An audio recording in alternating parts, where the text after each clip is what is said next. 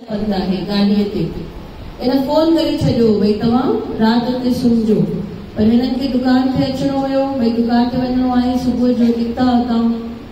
माता सुनी पई आहे रात जो सपने में छा नसे बई पुट जेके आहिनि उहे हेठ किरिया पिया आहिनि रोड ते गाड़ी भी उते पई आहे पर उन सां गॾु छा ॾिठई भई बाबा हरदास राम साहिब झंडो खणी करे बीठा आहिनि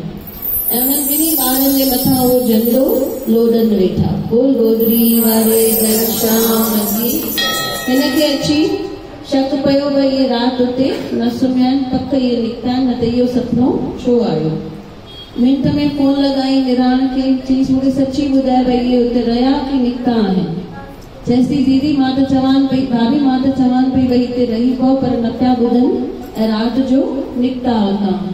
हीअ मिंट में पंहिंजी गाॾी खणी करे घोट सां वई चईस पक इहे रस्ते ते किथे किरिया पिया आहिनि हिन जो एक्सीडेंट थियो पियो आहे बराबरि टाइम ते वञी पहुती टाइम ते उन्हनि ॿारनि खे हॉस्पिटल वठी विया ऐं बाबा उन्हनि खे नई ज़िंदगी बख़्शी त बाबा कुझ में बि असांखे ॻंढनि था इन करे चवंदा आहिनि भई गुरूअ जो मथां हथु आहे त वार विंगो बि न थींदो आहे त सभई मिली करे चऊं वार विंगो